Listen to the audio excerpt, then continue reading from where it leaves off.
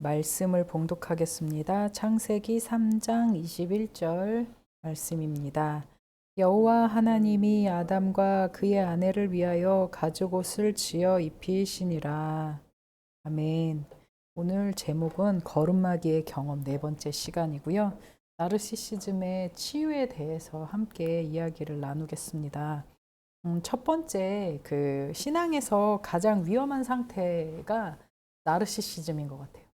배고픔, 우리가 1단계에서 배고픔의 단계, 생존의 단계가 맞닥뜨려지면 예를 들어서 전쟁이 나거나 어떤 자연재해가 있거나 하면 사람들이 상당히 신앙이 더 이렇게 공고해지는 그런 경우를 많이 보잖아요. 그런데 보통 이 나르시시즘은 함께 나누었던 바에 의하면 이것은 이제 어떤 생존의 상태가 해결되어진 상태인 거예요. 그리고 생존의 문제가 아닌 그 일종의 자기애의 문제인 것입니다. 그래서 그런 상태에서 나타나는 게 상당히 위험할 수 있다라는 것을 함께 우리가 꼭 기억을 해야 합니다. 그래서 신앙에서 나르시시즘은요, 신앙에서 가장 위험한 상태예요. 그래서 이것을 가장 경계해야 하고 더 나아가서 더 높은 단계에서는 사타닉한 그런 감정까지도 갈 수 있는 게 사탄이 그 하나님에 대한 반역의 시작 자체가 나르시시즘이었잖아요. 그러니까 우리가 가장 많이 주의해야 할 것이고 이것이 예를 들어서 1단계에 결핍이 있는 사람에게는 나르시시즘이 없다? 그게 아니라 어떤 사람이든 자신의 배고픔과 자신의 그 일종의 결핍이 해결이 되잖아요. 그러면 그 다음 단계로 넘어가는 게 나르시시즘입니다.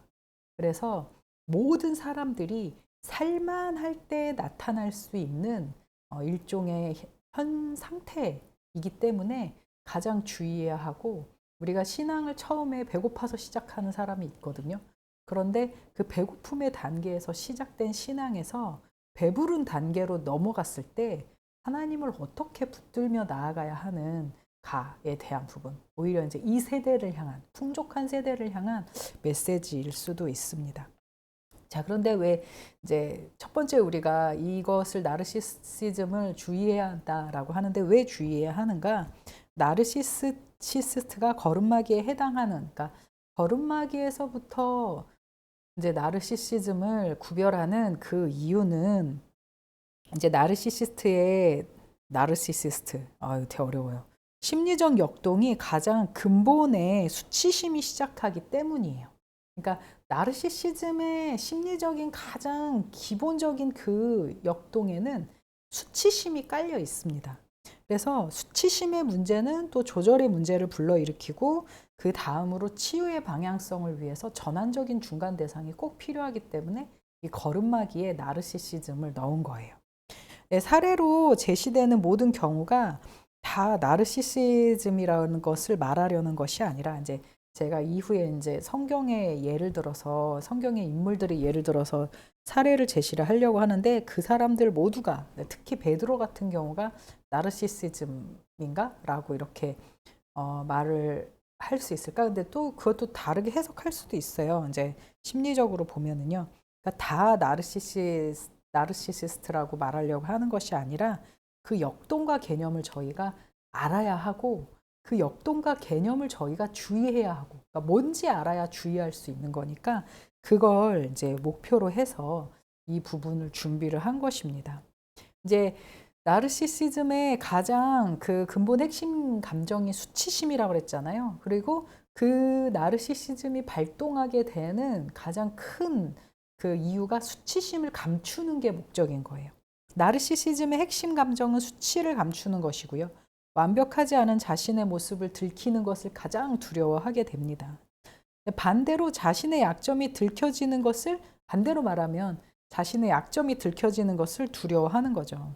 예를 들어서 이제 제가 제일 이해가 안 가는 것 중에 그 시험 기간에 저 고등학교 때 여자애들이 맨날 와가지고 저한테 공부했어? 나 어제 공부 하나도 못했어. 그러면서 이야기를 하는 거예요. 그러고서 시험을 보면 그 애들이 너무 잘 봐. 그러니까 그 친구들은 내가 공부를 많이 했다고 얘기를 해놓고 시험을 만약에 하나 못 보게 될 경우에 그것에 대해서 자기가 수치를 당하는 게 두려운 거예요. 내가 알고 있다고 말을 하고선 그것에 대해서 그게 틀렸을 경우에 그 다가오는 수치를 견딜 수가 없는 거예요. 그러니까 이런 일종의 좀 약간 좀 귀여운 그런 거잖아요. 너 공부 나 하나도 안 했는데 나중에 이제 공부를 막 다 잘해. 성적이 잘 나왔어. 어쨌든 내가 혹시 실패할지도 모르니까 내가 미리 자랑하거나 미리 안다고 말하거나 그렇게 하지는 말아야겠다 하면서 나중에 이제 진짜 이 성적을 다 까놓고 보거나 나중에 다 이야기를 했을 때 보니까 내가 이 아이보다 더 잘 봤네? 그러면 그 사람의 상태가 내가 이 사람보다 더 잘 알거나 내가 이 사람보다 더 우월한 상태가 되는 것으로 자기의 나르시시즘을 충족하는 거예요. 그러니까 이런 것이 이제 요즘 세계 가운데, 요즘 세상 가운데 많은 사람들이 가지고 있는 자기의 충족의 방법이 타인과 비교해서 내가 좀 더 알거나 내가 좀 더 같거나 내가 좀 더 소유했으면 나는 우월해지는. 그래서 그것이 판가름이 나기 전까지는 절대 나르시시스트는 이제 자기의 그런 것들을 내놓지 않아요. 그러다가 이 사람의 패가 다 보여지고 이 사람이 보니까 틀렸어. 뭔가 객관적으로 증명할 만한 상황이 되었어. 그러면은 내가 그냥 그 사람보다 우월해지는 상태가 되는 거죠. 그러니까 어떻게 보면 그것이 과연 진정 자기 존중감과 자기 자신의 그 충족감을 만족시키는 행위인가에 대해서는 다시금 돌아보아야 합니다. 그리고 혹은 자신의 완벽한 모습을 위해서, 그러니까 나르시시스트의 핵심 감정은 수치를 감추기 위해서고, 두 번째는 자신의 완벽한 모습을 위해서 타인의 역량을 마구잡이로 사용하는 착취적 형태의 나르시시스트가 있다라는 것입니다. 그러니까 그냥 내가 나 혼자의 힘으로는 이제 완벽한 어떤 권력에 도달하거나 완벽한 모습에 도달할 수 없으니까 이런 것들은 보통 조직에서, 회사에서 많이 나타나는 형태인데, 상사가 부하 직원의 모든 아이디어나 그들의 역량을 다 끌어다가 자신의 것으로 만드는 그런 착취의 형태인 거죠. 마지막으로 이제 그리스 로마 신화에서 나오는 예인데요. 이 나르키소스라는 사람이 정말 자신이 아름다워요. 모든 사람들이 다 자신을 사랑해요. 그래가지고 이제 큐피트가 화살을 나르키소스에게 탁 쏴가지고 이제 벌을 내리잖아요. 어떤 벌을 이제 내렸냐면요. 이거 이제 그래서 어쨌든 이제 그 나르키소스의 사례에서 이제 보는 것처럼 이 나르시시즘의 핵심 감정은 이 세 가지로도 가장 잘 표현이 될 수 있고 또 그 외에도 또 많은 학자들이 말하는 감정에서도 표현이 될 수 있습니다. 어쨌든 어떤 형태로든 나르시시즘은 자신의 완벽한 상태를 위해서 수단과 방법을 가리지 않는 그런 모습이라고 볼 수 있습니다. 이제 아까 이제 제가 큐피트가 나르키소스에게 화살을 쏘아서 어떻게 저주를 받게 되냐면은 이제 이 나르키소스가 자기의 그 물속에 비친 자신의 모습을 봐요. 그러니까 아무도 사랑하지 않고 도도하고 그랬던 나르키소스가 자신의 모습을 보고 사랑에 빠져버려서 몇 날 며칠을 그 연못에서 헤어나오지 못하고 얘 빨리 나와라. 나랑 같이 놀자. 왜 너는 그렇게 슬프니? 막 이러면서 자신의 모습을 보면서 사랑에 빠진 그런 상태가 된 거죠. 그래서 나중에 결국에는 나르키소스가 그 자신의 모습을 이제 보고 같이 있고 싶은 마음에 물속으로 뛰어들었고 그 자리에서 수선화가 피어났다. 이런 식으로 해가지고 그리스 로마 신화의 이야기가 되어지는 건데, 이 나르시시즘의 그 영어로 혹은 자기애라는 이 용어는요, 정신분석학적인 용어로 자신의 외모, 능력과 같은 어떠한 이유를 들어 지나치게 자신이 뛰어나다고 믿거나 아니면 사랑하는 자기 중심적인 성격 혹은 잘난 체하는 행동을 말합니다. 근데 자만심과도 유사하고 리비도가 자기 자신을 향하여 발산되는 사랑으로 이는 대부분 청소년들이 주체성을 형성하는 동안 거쳐가는 하나의 과정이지만 일단 발달한 후에 퇴행하여 이 시기를 재현하기도 한다고 합니다. 정신분석학에서는 보통 인격적인 장애 증상으로 보고 자기의 신체에 대하여 성적 흥분을 느끼거나 자신을 완벽한 사람으로 여기면서 환상 속에서 만족을 얻습니다. 이 단어의 유래는 물에 비친 자신의 모습에 반해서 물에 빠져 죽었다는 그리스 신화에 나오는 나르키소스의 이름을 따서 독일의 네케가 만든 용어입니다. 그러니 이제 우리가 자기를 사랑하는 형태의 모습은 자기의 우월감에 도취되는 그런 모습은 누구나 자기가 잘난 사람이 되고 싶은 모습은 그거는 비단 뭐 어떤 한 사람에게만 국한된 행동이 아니라 우리는 세상에 살아서 태어나는 사람은 모두가 나르시시스트예요. 나르시시스트예요. 발음이 잘 안 되지. 그래서 자기애를 가지는 사람이라는 거죠. 그래서 우리가 이런 부분들을 왜 이렇게 그렇잖아요. 나는 나르시시스트야. 나르시시스트로 이제 자기애를 가지고 타인에게 피해를 주면 이제 그 사람이 이제 인격 장애자가 이제 되는 거고 모든 사람들은 자기애를 가지고 있다는 것입니다.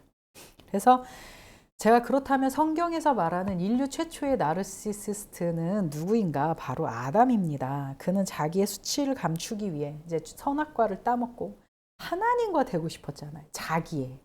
그러니까 죄를 짓기 이전에도 하나님처럼 되고 싶은 그 마음, 자기를 사랑하는 마음은 죄가 사망이 들어오기 이전에도 인간 누구에게나 있었던 감정이었던 거예요.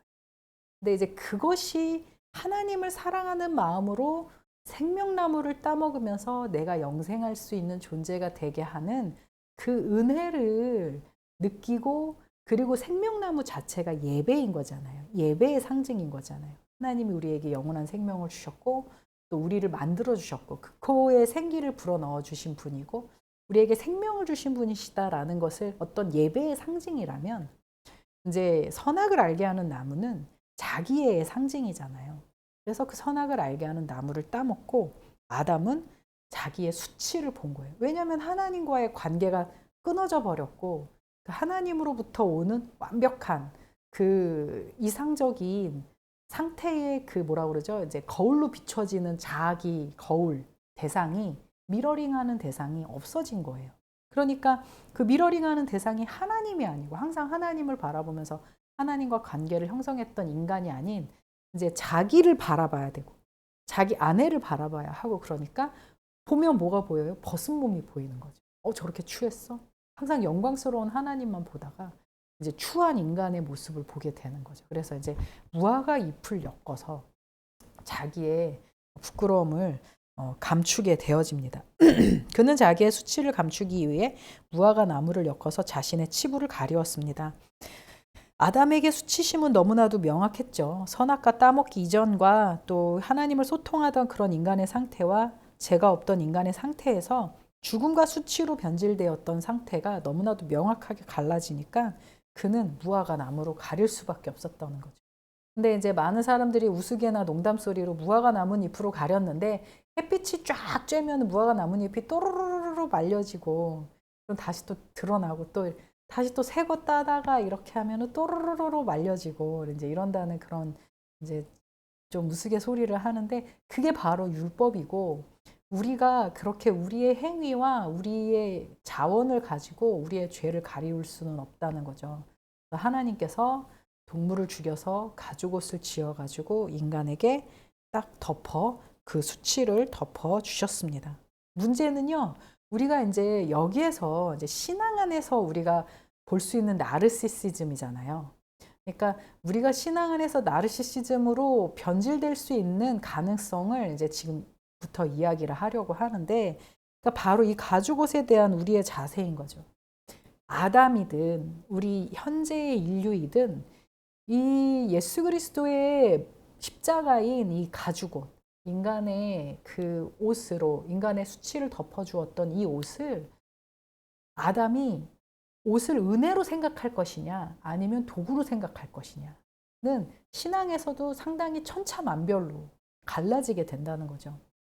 그러니까 우리가 예수 그리스도를 믿는 믿음을, 십자가를, 이것을 우리가 은혜로 받아들이고 있는 사람인가, 아니면 이 십자가가 있어야 내 죄가 사함을 받으니까 내가 영생을 얻으니까, 혹은 어떤 정말 범죄자는 자신의 악함을 감추기 위해서 교회에 나가는 사람들도 있거든요.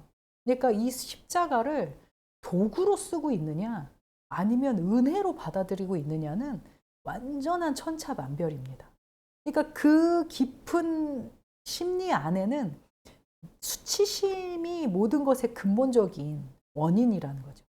그래서 그 수치심이 근본적인 원인으로 감추는 것이 목적이 되면 그건 십자가가 도구가 되는 거고, 그 수치심을 가지고 있으나 그 수치심을 가려주신 분에 대한 은혜를 생각하고 대상을 생각하게 되면 그것은 바로 예배가 되어지는 겁니다. 이렇게 큰 차이가 있다라는 것입니다. 그래서 나르시시스트에게 십자가는 자신의 수치를 가리기 위한 도구가 될 것이기 때문에, 이게 우리에게 있어서 우리가 항상 어떤 신앙이나 환경 안에서 이 역동으로 출발을 하게 된다면, 모든 것을 나의 수치를 가리기 위한 도구로서 역동으로 출발을 하게 된다면, 이 사람은 그러니까 끝장을, 그러니까 나쁜 부정적인 쪽에서의 끝장을 아마 보게 되는 거죠. 그래서 이건 우리의 신앙을 돌보는 매우 중요한 시금석이 됩니다. 성경에 비극의 스토리가 몇 개가 있어요. 다 예수님을 잘 믿고 하나님을 잘 믿는 아브라함에서부터 시작을 하고 이제 한데, 아담도 좀 약간 비극의 스토리가 나왔고, 그리고 대표적으로 왕정기에 사울의 이야기가 그렇고, 그리고 뭐 이제 아나니아와 삽비라와 같은 그런 사람의 이야기도 그렇고, 베드로 같은 경우도요. 아주 비극의 스토리라는 거죠. 근데 이 스토리들의 그 공통점은 뭐냐면요. 자각과 인정을 하지 않는다는 거예요. 그러니까 자기 자신의 모습을 자각하지 못하는 거예요. 그러니까 이게 수치심이 너무 강력하면 자신의 행동에 대한 도구로 사용하는 것에 대한 합리화가 이루어지기 때문에, 나는 내가, 이건 근본적인 거잖아요. 인간의 벗은 거, 수치심은 근본적인 것으로 인지하기 때문에 이렇게 내가 수치심을 가리기 위해 행동하는 것은 정당하다라고 생각할 수 있다라는 거예요. 그래서 자각하기가 참 어렵고 이것을 회개하기가, 인정하기가 어렵다라는 것입니다. 사울의 예에서요, 다윗의 공로가 자신의 화려함과 완벽함을 장착해 줄 거라고 생각했어요. 골리앗을 때려잡았을 때 실제로 그 전쟁의 승리를 일으킨 거는 사울의 왕권과 정권이잖아요. 그런데 참 여자들이 직관력이 뛰어나다 보니까 부르는 노래가, 사울이 죽인 자는 천천히고 다윗이 죽인 자는 만만이에요. 그러니까 되게 예리한 노래를 부른 거잖아요.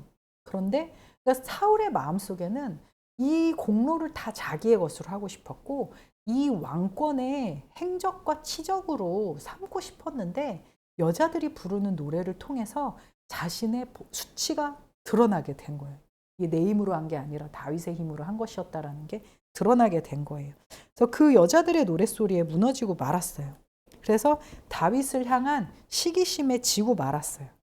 그런데 이 사울이라는 사람이 만약에 그때에 그걸 자각을 하고 인정을 하고, 그래, 다윗의 공로가 컸지, 내가 저 사람을 내 주변에 두어서 이제 잘 이렇게 이 나라를 다스려 가보자라고 했다면은 뭔가 달라졌겠는데, 그게 아니라 계속 두려우니까 옆에다 두는 거예요. 감시하기 위해서.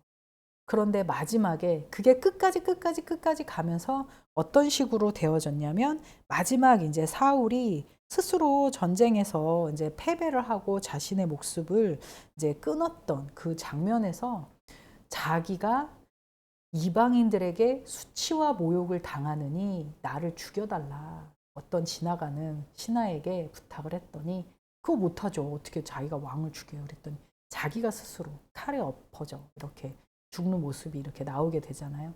그러니까 그의 모습은 너무나도 대표적인 나르시시스트의 대표적인 모습인 거예요. 성경에서 보여주는 자신의 비참함을 들키고 싶지 않아서. 그러니까 이제 그 우리가 잘 알고 있는 그 성경에서 제사를 기다리지 않고 자기가 제사를 드렸던 장면이 나오잖아요. 거기에서도 되게 기함하는 장면이 하나 나오는데 사무엘의 바짓가랑이를 붙잡고 제발 나랑 함께 가달라.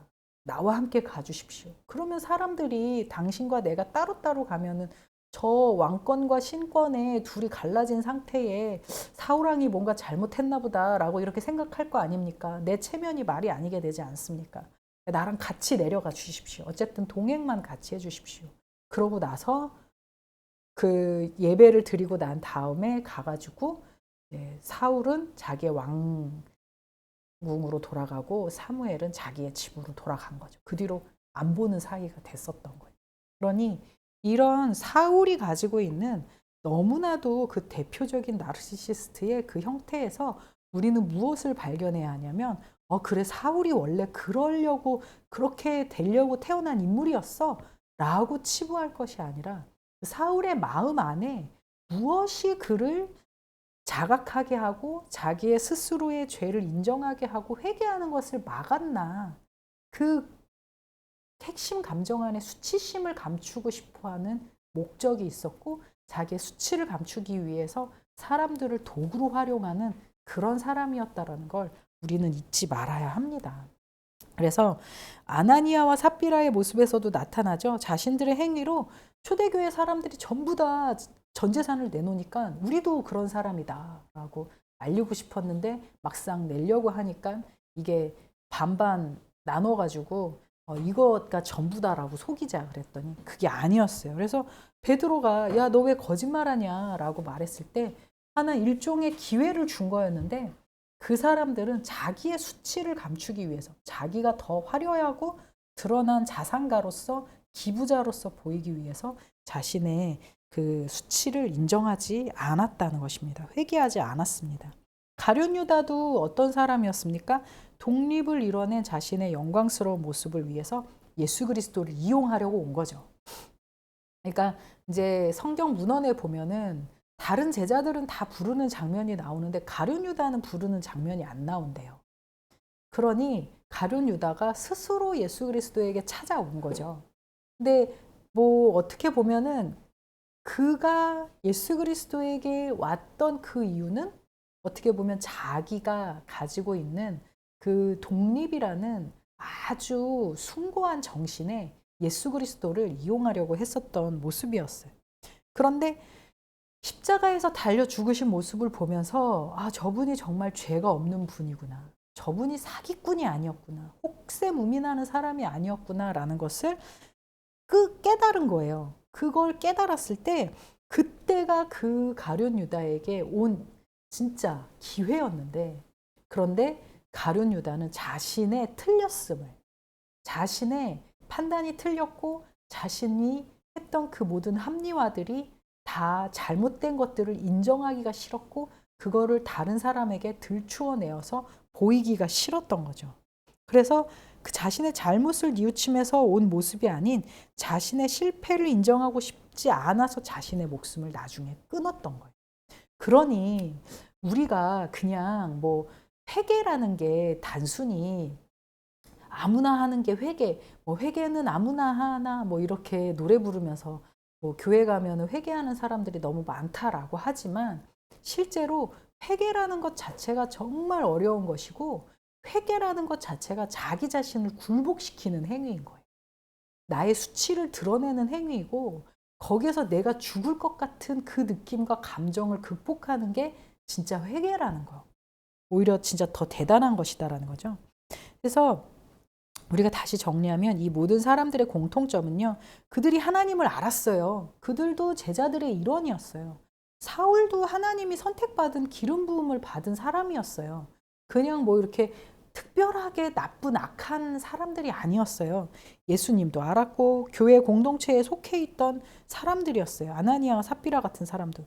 근데 이런 자기애적인 신앙은 정해진 누구에게만 운명적으로 다가오는 것이 아니에요. 굴복하지 못하는 자기의 그 수치심을 가리려고 하는 그 자기애적인 감정에 굴복하지 못하는 그런 상태가 회개하지 못하는 상태가 불러오는 비극의 스토리다라는 것입니다. 그래서 이것은 우리 자신에게도 일어날 수 있고요. 우리가 스스로 돌아보아야 할 이유입니다. 자, 이제 둘째로 이제 그러면 예수 그리스도가 우리를 치유하실 때 어떻게 치유하셨는가에 대해서 우리는 함께 나눠볼 수 있습니다. 근데 여기에서요, 우리가 첫 번째로 하나는 두 번째에서 나타나는 것은 예수님의 치유가 있으나 그것은 우리가 해야 할 일인 거예요. 그러니까 예수 그리스도께서 이미 치유를 주셨어요. 뭘로 주셨냐? 자기를 죽여서 옷을 입혀주셨어요. 그런데 거기에서 사람이 더 한 걸음 나아가지 못하면 절대 이 치유는 일어날 수가 없습니다. 그러니까 치유는 나 자신이 회개하고 굴복을 해야 돼요. 그래야 일어날 수 있는 거예요. 그래서 완벽한 것을 버려라. 꼼꼼한 것과 완벽주의는 달라요. 그래서 이제 이건 그냥 제가 이렇게 하나의 그 격언으로 드리는 말씀이고요. 유다와 베드로의 간극, 혹은 사울과 베드로의 간극. 이 사이에 간극이 엄청난 거예요. 유다나 사울이나 베드로, 그러니까 다 이 사람들의 그 공통점은요, 다 예수님을 배신했고 하나님을 배신한 사람들이에요. 아나니아와 삽비라도 그렇고요. 다. 그런데 이 간극이 있어요. 무엇이 간극이냐면 베드로는 회개를 할 줄 아는 사람이었고 이 사람들은 회개를 할 줄 모르는 사람들이었다라는 거죠. 그러니까 이 간극은요, 정말 이게 가장 큰 슬픈 현실인 것 같아요. 이 간극은, 이 나르시시즘의 이 간극은 오직 자기만이 채울 수가 있어요. 인간 자기만이 하나님 앞에 진심으로 회개하는 마음으로 가야만이 가능한 일인 것입니다. 베드로는 그래서 이제 베드로를 볼게요. 다혈질적이고 조절되지 않은 성품을 가진 사람입니다.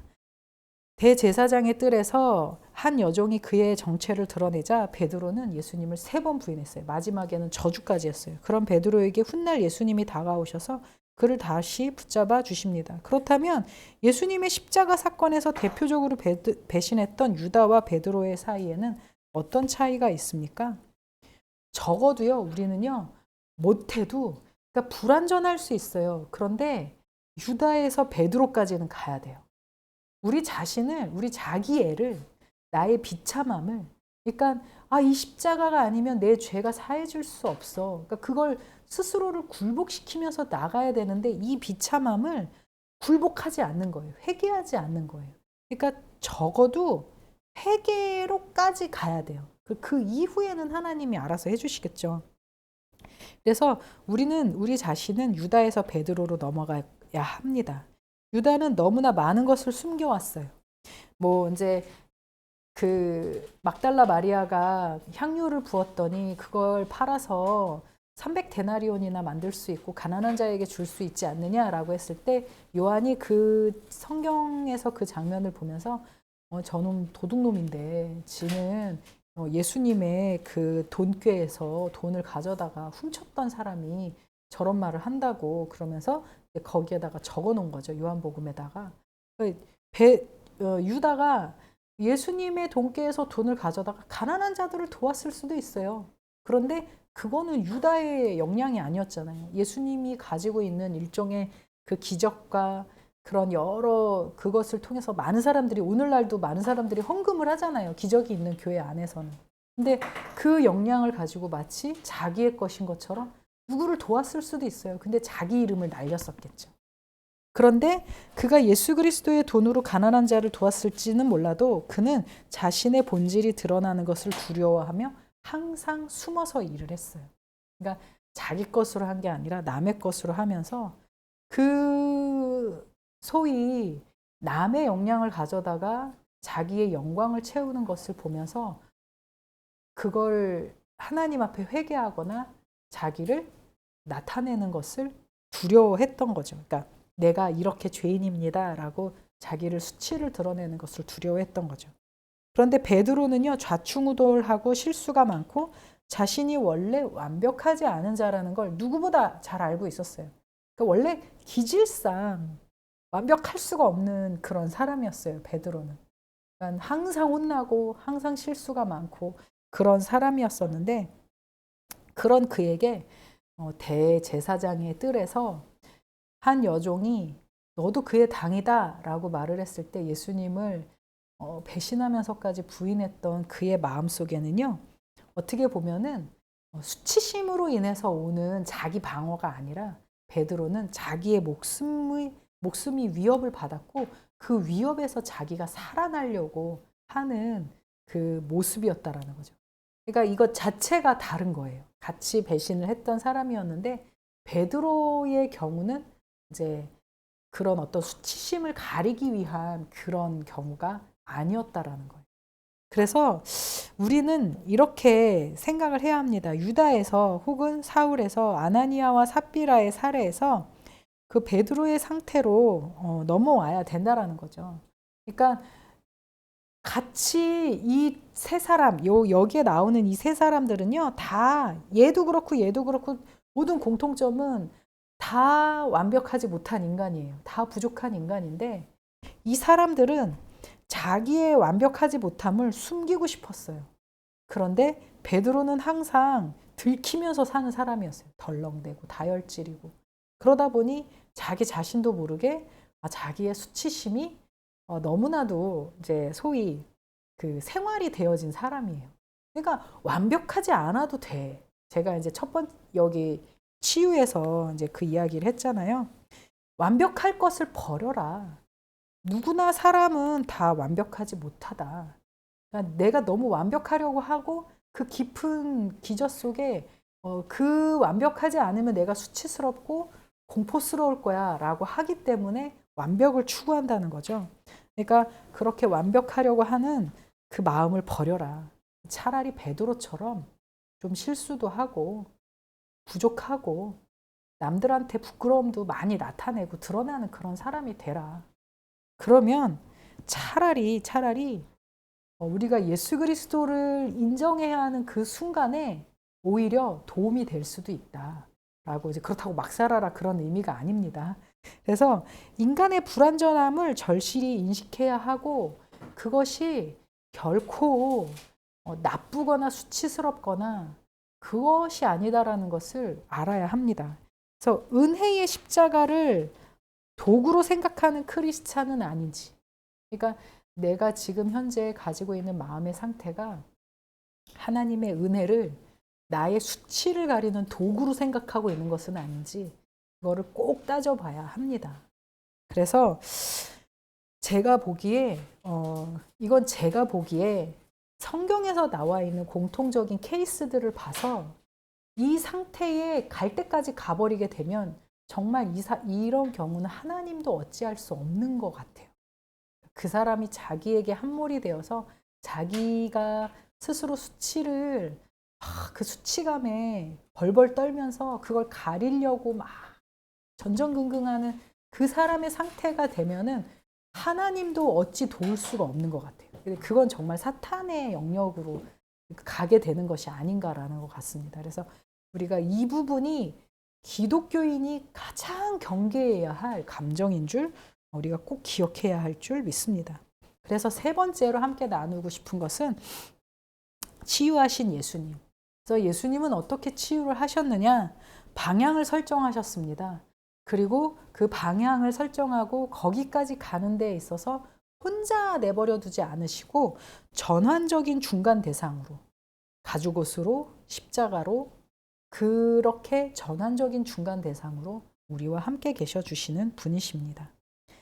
엘리야에게도 이제 베드로의 이야기를 하려고 하는데 베드로가 이제 나는 이제 죽었다. 나 예수님 배신하고 난 더 이상 예수님의 제자도 아니다 하고 그가 처음으로 갔던 곳이 바로 갈릴리 바닷가에 어부로 간 거잖아요, 다시. 그래서 이제 제자도 아니고 예수님의 사명도 아니고 그러면서 이제 다 포기한 상태로 그 배 위에 올랐는데 예수님이 저기 무태서 얘들아 고기가 잡히느냐라고 물어보니까 이제 아무도 이제 그 없다. 그러지. 아직 배가, 고기가 안 잡혔습니다. 그랬더니 배 오른편에 그물을 던져라. 라고 하면서 그물을 던지니까 막 그물이 찢어질 만큼 고기가 이제 잡힌 거예요. 그러니까 이제 다른 제자들이 예수님이다. 저분은 예수님이다. 라고 하면서 말을 하니까 베드로가 그냥 거기에서 배에서 뛰어내려가지고 막 그냥 헤엄쳐서 예수님 앞에 다가온 거예요. 그러니까 우리가 이걸 보면서 이제 예수님이 딱 왔는데 이놈의 새끼 이러면서 뺨을 딱 때리면서 뭐 우리 항상 우스갯소리로 하는 설교들 있잖아요. 그렇게 안 했다. 숯불에서 배신을 했잖아요. 그러니까 숯불에다가 고기를 구워놓고서 기다리고 계셨어요. 그러니까 지난번에 엘리야 때도 하나님이 엘리야를 먹이셨잖아요. 까마귀를 통해서. 그런데 이렇게 숯불을 가지고 먹여주시는 거죠. 막 먹이면서 예수님이 숯불 그 장면에서 마치 다시 태어나 어미의 젖을 먹는 것과 같은 심리적인 상태가 되어지는 거죠. 다시 안정감을 누리게 되는 거죠. 초기의 안정감의 상태로. 그러니까 하나님은 그렇게 하시는 것 같아요. 그래서 이제 너가 배신했다라고 해서 이 아이를 질책한 것이 아니라 엄마처럼 먹여주고 안아주고 품어주면서 이제 질문하시는 거죠. 요한의 아들 시몬아, 내가 다른 사람보다 나를 더 사랑하느냐라고 이제 질문을 하는 거예요. 그랬더니 이제 시몬이 내가 주님을 사랑하는 줄을 주님이 아십니다라고 대답을 하잖아요.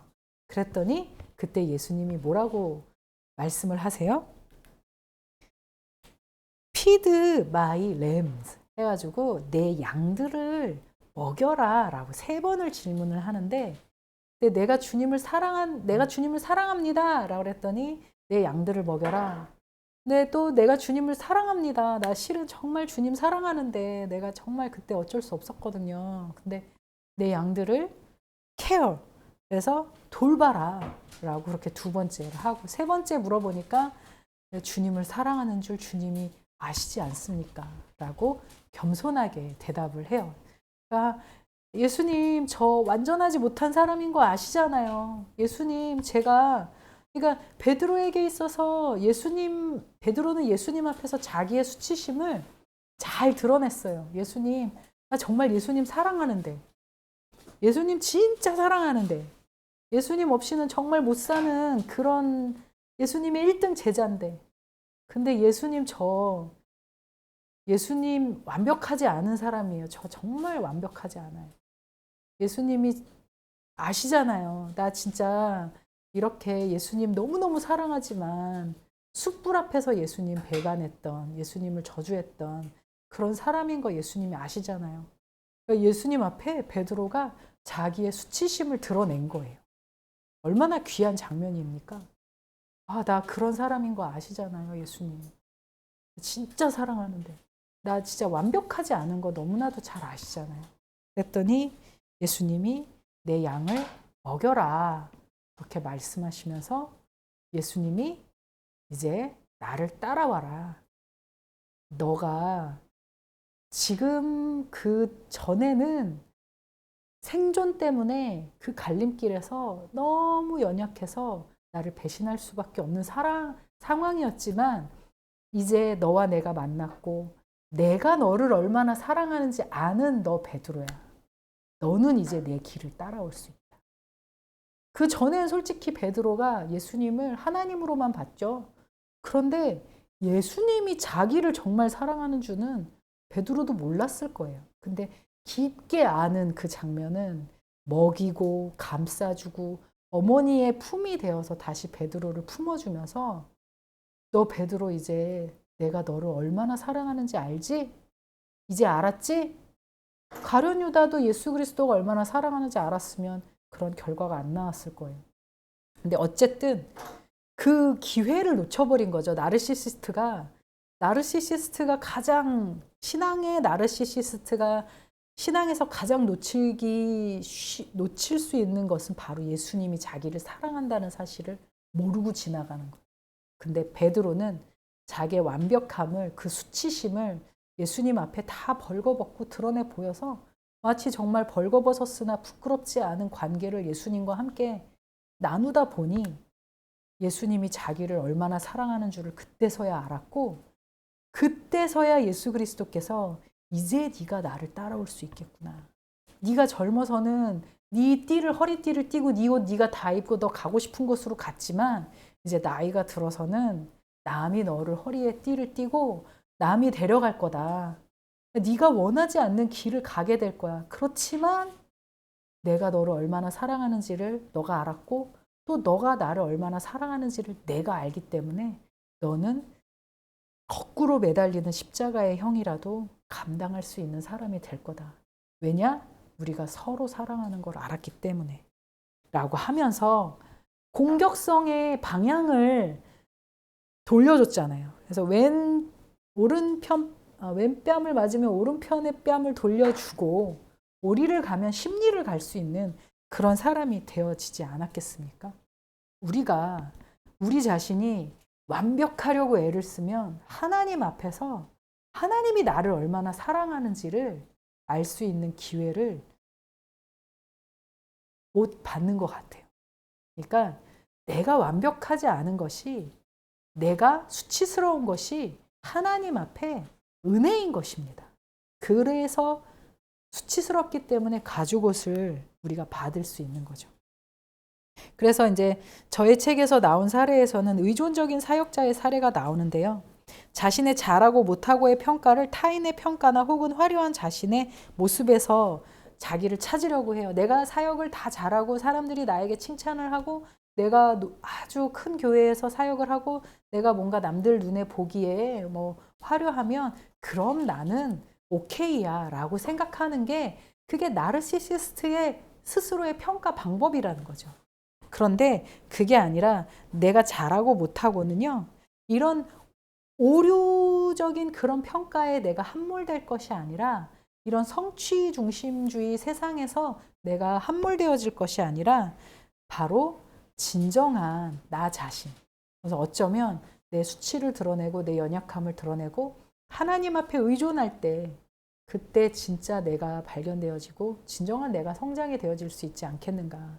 그때 무엇을 의지합니까? 전환적인 중간 대상인 십자가인 거죠. 베드로가 예수 그리스도가 하늘로 올라가셨어요. 근데 베드로의 전환적인 중간 대상은 십자가였어요. 마치 막 물 주시거든 나를 저 물 위를 같이 예수님처럼 걷게 해주십시오라고 했었던 그때에서야 베드로는 처음에는 빠졌지만 막 풍랑이 있는 그 모습을 보면서 처음에는 섰다가 빠졌지만 마치 가야바의 그 대제사장의 뜰에서 예수님을 배반하면서 빠졌지만 나중에는 예수님이 왜 믿음이 작은 자여 왜 의심하였느냐라고 그렇게 말을 했을 때처럼 이제 예수님과 함께 내가 어떠한 관계인지를 알고 정말 예수님처럼 무리를 걷는 자가 되었던 거죠. 십자가에 거꾸로 매달리면서 예수님의 길을 따라가게 되는 거예요. 팔로우미를 할 수 있게 되었던 거예요. 그래서 베드로의 그 마지막의 모습은 예수님이 십자가를 그 길을 가시고 그분이 정말 부활하시고 승천해서 갔던 것처럼 나도 예수님의 길을 따라 예수님처럼 무리를 걷는 사람, 부활하고 승천하는 저 하늘나라로 예수님이 계시는 곳으로 가게 될 것이다라는 그 십자가의 상징이 베드로에게 있었다라는 것입니다. 그래서 우리가 지금 의지하고 바라보아야 할 것은 오히려 나의 수치심을, 나의 부끄러움을 자랑으로 여기고 그리고 그것을 가려주는 것을 하나님 앞에 은혜로 여기며 그래서 허물과 부끄러움의 가리움을 받는 자는 복이 있도다라는 이 말씀처럼 우리가 예수 그리스도의 십자가 그 자체를 의존하면서 살아가는 그런 사람이 되어야 할 줄 믿습니다. 그분의 옷을 입고 살아가야 할 줄 믿습니다. 그래서 이제 우리의 결론은요. 나르시시즘의 그 나르시시스트가 치유를 얻는 길은요. 자기를 사랑하는 것에서 예수님을 사랑하는 것으로 바뀌어져야 해요. 그러니까 내가 나의 아내를 보고 벌거벗었으나 부끄럽지 않은 상태가 되려면 서로에게 죄가 없을 때, 하나님에게 죄가 없을 때 그 내면의 대상 안에 하나님이 미러링 되어지기 때문에, 거울로 비춰지기 때문에 서로가 벗었으나 부끄러움이 없는 그런 관계가 되는 거잖아요. 우리의 그 모습도 내가 나 자신을 바라보고 물에 비친 나를 보면서 나를 사랑하면 결국엔 부끄러운 벌거벗은 나 자신만을 볼 수밖에 없지만, 우리가 하늘에 계신 예수 그리스도를 바라보면 우리의 부끄러움은 벌거벗었어도 부끄럽지 않은 상태가 되어질 것입니다. 그래서 마지막에 이 말씀을 한번 우리가 읽고 마치겠습니다. 세 번째 가라사대 요한의 아들 시몬아 내가 나를 사랑하느냐 하시니 주께서 세 번째 내가 나를 사랑하느냐 하심으로 베드로가 근심하여 가로되 주여 모든 것을 아시오매 내가 주를 사랑하는 줄을 주께서 아시나이다. 예수께서 가라사대 내 양을 먹이라. 내가 진실로 진실로 내게 이르노니 젊어서는 내가 스스로 띠뛰고 원하는 곳으로 다녔거니와 늙어서는 내 팔을 벌리리니 남이 내게 띠띠우고 원치 아니하는 곳으로 데려가리라. 그러면 정말 우리가 이 말씀처럼 주님에게 모든 것을 맡깁니다 라고 그렇게 고백할 수 있는 상태가 되어질 것입니다. 아멘.